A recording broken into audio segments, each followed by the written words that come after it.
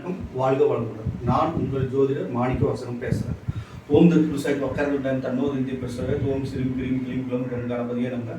ஓம் cream ஆதித்யாய சோமாய மங்களாய புதேச குரு சுக்கிர சனிப்பெச்ச ராகவ கேதவ நமக. ஓம் ஸ்ரீம் கிளீம் பஞ்சபூத விசேஷே ஓம் அங்கிரங்கு பஞ்சபூத விசேஷே ஓம் லங்கு வங்கு பஞ்சபூத விசேஷே நங்கு மங்கு பஞ்சபூத விசேஷவாக 9 நவகிரகங்கள் 5 பஞ்சபூதத்தினோட அனுகிரகம் பரிபூர்ணமாக அனைத்து ஜோதிட அன்பர்களுக்கும் அனைத்து மக்களுக்கும் கிடைக்க எம்பெருமான் முருகப்பெருமானை மனதார நான் பிரார்த்தனை பண்றேன். முருகா, இன்னைக்கு நம்ம பேசக்கூடிய தலைப்பு என்னன்னு பார்த்தா ராகு பகவானோட 18 வருட கால மகாதிசை என்ன பலாபலன்கள் தரும் அப்படிங்கிறத பற்றி தான் நம்ம பார்க்க போறோம். ஏன்னா ராகு திசைனாலே ஒரு ஒரு கஷ்டமான நிர்பந்தத்தை நம்ம பெறக்கூடிய நிலைமைகள் ஏற்படும் அப்படிங்கிறதா பெரும்பாலும் இருக்கு. ஓகேங்களா? அதுவும் உண்மைதான். ராகு திசையில கஷ்டங்கள் அதிகமாக தான் வரும்.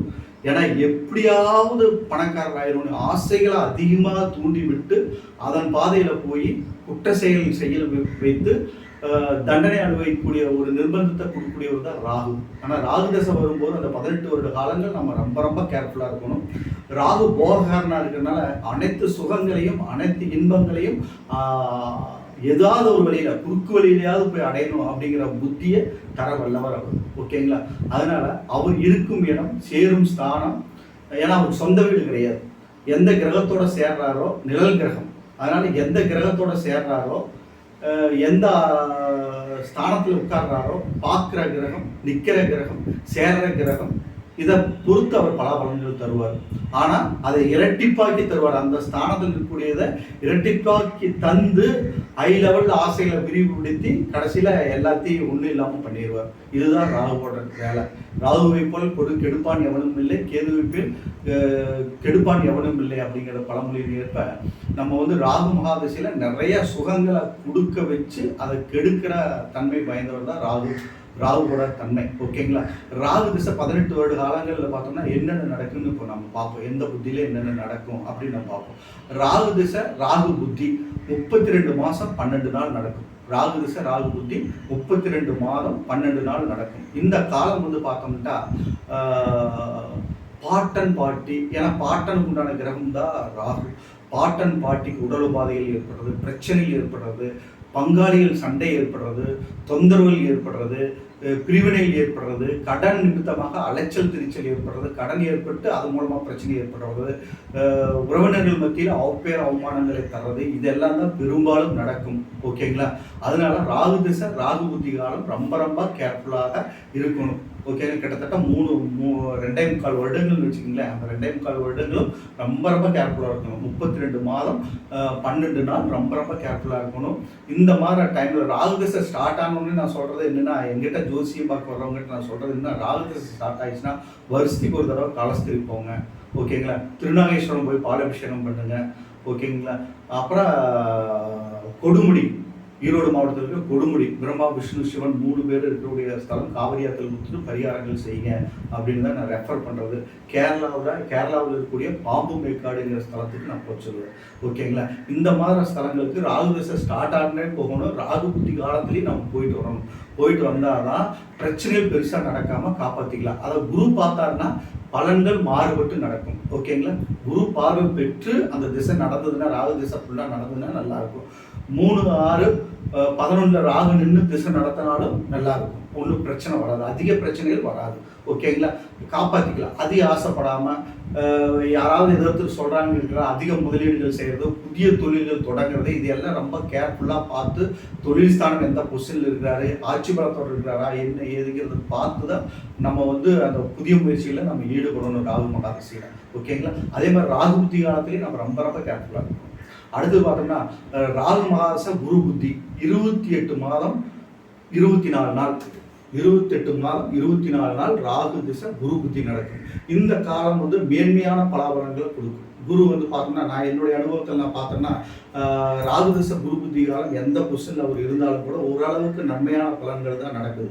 ஒரு 50% நல்லது நடக்குது. ஏன்னா ராகு திசை ராகு புத்தி காலத்தில் நடந்த கெடுபலன்கள் எல்லாம் மாறி இந்த டைமில் திருமணம் கூட நடக்குது, திருமண காரியங்கள் நடக்குது, நல்ல முன்னேற்றங்கள் ஏற்படுது, ஒரு நல்ல பலாபலங்களை குரு பகவான் கொடுக்க தவறுவது இல்லை. அது எந்த லக்னம் எந்த ராசியாக இருந்தாலும் கூட நல்லது செஞ்சிருது. அந்த ராகு திசை குரு புத்தி காலங்கள் கொஞ்சம் நன்மைகள் நடக்கக்கூடிய டைம் தான், ஒன்றும் ப்ராப்ளம் இல்லை, பயப்பட தேவையில்லை. அதுக்கு ஆலங்குடி போய் பரிகாரம் செய்கிறது, திருநாகேஸ்வரம் போகிறது ரொம்ப பெஸ்ட்டு. அந்த குருவோட ஸ்தலங்களுக்கு போய் பரிகாரங்கள் அந்த புத்தி காலத்தில் செய்கிறது ரொம்ப ரொம்ப ஒரு பவராக இருக்கும். அதனால குரு வழிபாடு, திருச்செந்தூர் முருகனை போய் தரிசனம் பண்ணுறது, இதெல்லாம் வந்து நன்மை அதிகமாக பயக்கும். ஓகேங்களா? அடுத்தது பார்த்தோம்னா ராகு தசை சனி புத்தி 34 மாதம் 6 நாள் நடக்கும். 34 மாதம் 6 நாள் நடக்கும். இது வந்து ராகுதச சனி புத்தி அப்படிங்கும்போது தன்னுடைய நண்பனாக இருந்தாலும் கஷ்டங்களை கொடுக்க தவறுவது இல்லை. ஏன்னா நீதியின் தலைமகன்கிறதுனால ராகு வந்து சுகபோகங்களை அனுபவிக்க எந்த வழியா இருந்தாலும் போய் செய்யணும்னு நினைக்கிற புத்தியை கொடுக்கவர் ராகு. ஆனால் சனீஸ்வர பகவான் வந்து நீதி நேர்மையாக இருக்கணும்னு தான் நினைப்பாரு. பொய் சொல்லக்கூடாது, தவறான வழியில போகக்கூடாது அப்படிங்கிறது. அந்த தவறான வழியில போய் அந்த ராகு திசை ராகு புத்தி காலத்தில் செஞ்சிருந்தா இந்த சனி புத்தி தண்டிக்கிறதுக்கு விடுறது இல்லை. 100% அதுக்குண்டான தண்டனை கொடுத்துரும். ராகு திசை சனி புத்தி காலத்தில் விபத்துகள் ஏற்படும், எலும்பு முறிவு ஏற்படும், பிரச்சனைகள் ஏற்படும், கோர்ட்டு நடவடிக்கைகள் ஏற்படும். ரொம்ப ரொம்ப கேர்ஃபுல்லாக இருக்கணும். ஏன்னா அதுக்கு அவர் நண்பனாக இருந்தாலும் கூட இவரோட எண்ணங்கள் புத்திகள் வேற, சனீஸ்வர பகவானோட எண்ணங்கள் புத்திகள் வேற, ராகுவோட எண்ணங்கள் புத்திகள் வேற, நேர் ஆப்போசிட்டா இருப்பாங்க. நண்பர்களாக இருந்தாலும் கூட இருவருக்கும் வெவ்வேறு புத்திகள் உண்டு, வெவ்வேறு பலாபலன்களை கொடுக்க வல்லவர்கள். அதனால ராகு திசை சனி புத்தி காலம் ரொம்ப ரொம்ப கேர்ஃபுல்லாக இருக்கணும், உண்மையாக இருக்கணும், நேர்மையாக இருக்கணும். நேர்மையாக உண்மையாக இருந்து நியாயப்படி நடந்தால், தான தர்மங்கள் செய்தால் நற்பலன்கள் மிகுதியாக நடக்கும். இது அனுபவத்தில் நான் பார்த்தது. அதே போல் நிறைய ஜாதகங்களை நான் பார்த்து அனலைஸ் பண்ணியிருக்கிறேன். அதனால் 100% சனி திசை ராகு புத்தி கேர்ஃபுல்லாக இருக்கணும். உண்மையாக நேர்மையாக இருந்தால் ராகு புத்தி காலத்திலிருந்தே நீங்கள் நல்ல ஒரு நேர்மையோடு இருந்தால் சனி புத்தி காலம் உங்களுக்கு நன்மைகள் பயக்கும். அடுத்தது பார்த்தோம்னா ராகு திசை புதன் புத்தி 30 மாதம் 18 நாள் நடக்கும். 30 மாதம் 18 நாள் நடக்கும். இந்த காலம் சான்றோர் புகழ், கீர்த்தி, புகழ் இதெல்லாம் அடையலாம். இடபூமி வாங்குறது, மண்மனை வாங்குறது, சுபபோகங்களை அனுபவிக்கிறது. ஓகேங்களா? நற்பலன்கள் நிறைய நடக்கும். ராகு திசை புதன் புத்தி காலம் ஒரு நல்ல காலம் தான், நல்லது நடக்கும். குரு பார்வை பெற்று பூர்ண சந்திரனோட பார்வை பெற்று இருந்தால் அந்த ராகு திசை புதன் புத்தி காலம் நன்மைகள் பயக்கும். எந்த புத்தி நடந்தாலும் அது குரு பார்வை பெற்று இருந்துட்டா அல்லது சுபகரத்தினோட பார்வை, சுபகரத்தினோட சேர்க்கை இருந்தால் நற்பலன்கள் நடக்கும். ஓகேங்களா? இதுக்கு புதன் திருவெண்காடு போயிட்டு பரிகாரங்கள் செய்யறது ரொம்ப உத்தமமாக இருக்குது. திருவெண்காடு போய் 17 முறைகளை கேட்டு 17 முறை வளம் வந்து அர்ச்சனை அபிஷேகங்கள் செய்யும்போது ராகு திசை புதன் புத்தி காலம் நற்பலன்கள் அதிகமாக நடக்கும். அடுத்து பார்த்தா ராகு திசை கேது புத்தி காலம் 12 மாதம், ஒரு வருடம் 18 நாள் நடக்கும். 12 மாதங்கள் 18 நாள் நடக்கக்கூடிய இந்த காலகட்டங்கள் ரொம்ப ரொம்ப கேர்ஃபுல்லாக இருக்கும். ஏன்னா வியாதிகள், உடல் பிடிகள், உடல் உபாதைகள், மன வேதனைகள் ஏற்படுறது, மனச்சஞ்சலங்கள் ஏற்படுறது, தவறான நடவடிக்கைகள் மூலமாக தண்டனைகள் அனுபவிக்கிறது, பதவியிலிருந்து கீழே இறங்கிறது, இதெல்லாம் கெடுபலன்கள் தான் மிகுதியாக நடக்கும். ஓகேங்களா? குரு பார்த்துருந்தாலும் கூட 50% தான் நல்லது நடக்கும். அதனால ராகு தசை கேது புத்தி ரொம்ப ரொம்ப கேர்ஃபுல்லாக இருக்கணும். காலஸ்திரி போகிறது, கீழ்பெரும்பள்ளம் போகிறது, கொடுமுடி ஸ்தலங்களுக்கு போய் பரிகாரம் செய்கிறது, பாம்பு மேற்காடு கேரளா மாநிலத்தில் பாம்பு மேற்காடு ஸ்தலத்துக்கு போய் பரிகாரங்கள் செய்கிறது, இதெல்லாம் ரொம்ப உத்தமமான பலாபலன்களை தரும். ஓகேங்களா? அதனால ராகு திசை கேது புத்தி காலம் விநாயகர் வழிபாட்டு வச்சுக்கிட்டு இருக்கிறது ரொம்ப ரொம்ப நல்லது. பக்கத்தில் இருக்கிற கணபதி கோயிலுக்கு போகிறது நல்லது. ஏன்னா ராகு திசை கேது புத்தி காலம் மரண பயத்தை கூட தரும், மரணத்துக்கு ஒப்பான கண்டங்கள் வரும், மெடிக்கல் செலவு கூட கொடுக்கும். ரொம்ப மெடிக்கல் செலவு கொடுக்கும், ஆப்ரேஷன் கொடுக்கும், சர்ஜரின்னு கொடுக்கும். இது என்னுடைய அனுபவத்தில் நான் பார்த்தது தான் நான் சொல்கிறேன். ஓகேங்களா? அதே மாதிரி தப்பாமல் நடந்துட்டு இருக்குது. அதனால் ரொம்ப ரொம்ப கேர்ஃபுல்லாக இருக்கணும். அதே அடுத்தது வரணும்னா ராகு திசை சுக்கிர புத்தி, இது மேன்மையான பலன்கள் நடக்கும். ஏன்னா 2 சேர்ந்து இருந்தால் தவறான பலன்கள் நடக்கும். ராகுவும் சுக்கிரனும் சேர்ந்து இருந்தால் இருதார அமைப்பை கொடுத்துரு, கல்யாணம் நடக்கிற தடை தாமதம் கொடுத்துரு, ஆசைகள் அதிகமாக கொடுத்து பல பெண்களோட தொடர்பு ஏற்படுத்திடும். ரொம்ப ரொம்ப கேர்ஃபுல்லாக இருக்கணும். குரு பார்த்தா இது விதிவிலக்கு உண்டு. குரு பார்த்தா இந்த கெடுபலன்கள் நடக்காது, நன்மைகள் நடக்கும். வீடு வாசல் சொத்து வாங்குறது, வண்டி வாங்குறது இதெல்லாம் நற்பலன்கள் நடக்கும்.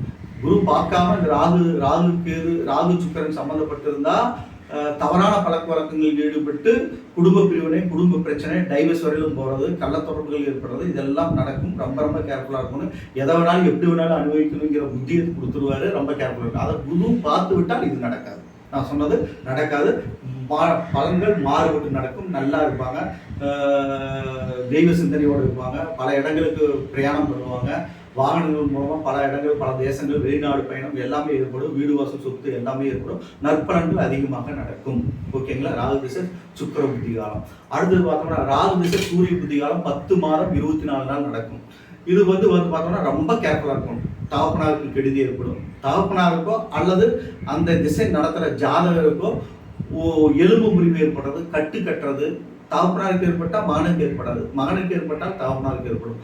ஜாதகரோட நல்லா ஒரு இதாக காம்ப்ளிகேட்டானது.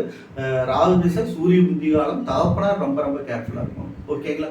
அவருக்கு வந்து எலும்பு முறிவு ஏற்படுறது, கட்டு கட்டுறது, விபத்துகள், கண்டங்கள் ஏற்படுறது இதெல்லாம் நடக்கும். அதனால அல்லது ஜாதகருக்கு நடக்கும். அதனால இந்த டைம் ரொம்ப கேர்ஃபுல்லாக இருக்கணும். சூரியநாராயணன் கோயில் போயிட்டு அவர்களுடைய வயதுக்கேற்ற விளக்கேற்றுறது, தகப்பனாரும் வயதுக்கேற்ற விளக்கேற்றணும், ஜாதகரும் வயதுக்கேற்ற விளக்கேற்றணும், திருநாகேஸ்வரம் போய் பரிகார பூஜைகள் செஞ்சுக்கணும். ஓகேங்களா? ரொம்ப கெடுபலன்கள் அதிகமாக நடக்கும்.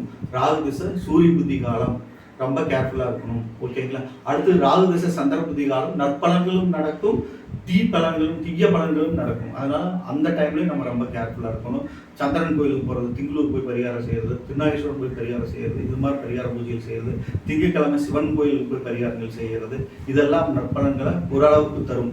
அதனால ராகு திசை சந்திர புத்தி காலம் கொஞ்சம் கேர்ஃபுல்லாக தான் இருக்கணும். சூரிய புத்தி சந்திர புத்தி ராகுக்கு வந்து பகை, ஜென்ம பகை, அதை மனசுல வச்சுக்கணும். ஓகேங்களா? அதனால அந்த ராகு திசை சூரிய புத்தியும் ராகு திசை சந்திர புத்தியும் ரொம்ப ரொம்ப கேர்ஃபுல்லாக இருக்கணும். ஓகேங்களா? அதனால அதை பார்த்துங்க. அடுத்து ராகு திசை செவ்வாய் புத்தி 12 மாதம் 18 நாள், 1 வருடம் 18 நாள் நடக்கக்கூடிய இந்த டைம் வந்து நம்ம வந்து பார்த்தோம்னா இதுவும் கேர்ஃபுல்லாக தான் இருக்கணும். சகோதரிகள் உறவுகள் கெடும், சகோதரிகளோட உறவு கெடும், ரத்த பந்த உறவுக்குள்ள கெடுபலன்கள் மிகுதியாக நடக்கும். ரொம்ப ரொம்ப கேர்ஃபுல்லாக இருக்கணும். ஓகேங்களா? இதுக்கு வந்து வைத்தீஸ்வரன் கோயில் பரிகாரம் செய்யறது, முருகப்பெருமான போய் வழிபாடுகள் செய்யறது இதெல்லாம் உத்தமமாக இருக்கும். ஓகேங்களா? மெயினாக ராகு மகாதிச காலத்தில் கிடைக்கும் சொத்துக்கள் எல்லாமே மிகுதியாக்கி கடைசியில் ஒன்றும் இல்லாமல் ஜீரோவாக்கக்கூடிய தன்மை தான் ராகு மகாதிசை செய்கிறது பொதுவாகவே. அதனால ராகு மகாதிசை காலங்கள் ரொம்ப ரொம்ப கேர்ஃபுல்லாக இருக்கணும். வழிபாடு, பூஜைகள், தெய்வ அனுகூலத்தை நோக்கி போகணும். ஆசைகளே அதிகமாக கொடுத்து அதை டபுள் ட்ரிபிள் ஆக்கி கடைசியில் அது ஒன்றும் இல்லாமல் செய்யறதா ராகுவோட வேலை. அதனால ராகு மகாதிசையில் ரொம்ப ரொம்ப கேர்ஃபுல்லாக இருங்க. தெய்வ வழிபாடு வச்சுக்கோங்க, துர்க்கை வழிபாடு வச்சுக்கோங்க, காளி வழிபாட்டை வச்சுக்கோங்க. ஏன்னா இவருடைய அதிதேவதை துர்க்கை, காளி. அதனால துர்க்கை, காளி இவங்க 2 பேர்த்த ரொம்ப வழிபாடுகள் அதிகமாக வச்சுட்டோம்னா 100% நல்லா இருக்கும். வெள்ளிக்கிழமை, செவ்வாய்க்கிழமை பக்கத்தில் இருக்கிற சிவன் கோயிலுக்கு போயிட்டு ஒரு துர்க்கை அம்மனுக்கு லெமன் விளக்கு ஏற்றுறது, குங்கும அர்ச்சனை பண்ணுறது மிகுந்த பலன்களை தரும். 18 வருட காலங்கள் எந்த நோய் நொடி இல்லாமல் நல்ல முறையாக ஆரோக்கியமாக நல்ல முறையாக வாழணும் என்றால் நம்ம வந்து துர்க்கை அம்மனுக்கு வெள்ளிக்கிழமை, செவ்வாய்க்கிழமை போய் லெமன் விளக்கு ஏற்றி குங்கும அர்ச்சனை குடும்ப பேர்லேயே பண்ணிட்டு வர்றது ரொம்ப உத்தமம், விசேஷம். வணக்கம், வாழ்க வளமுடன்.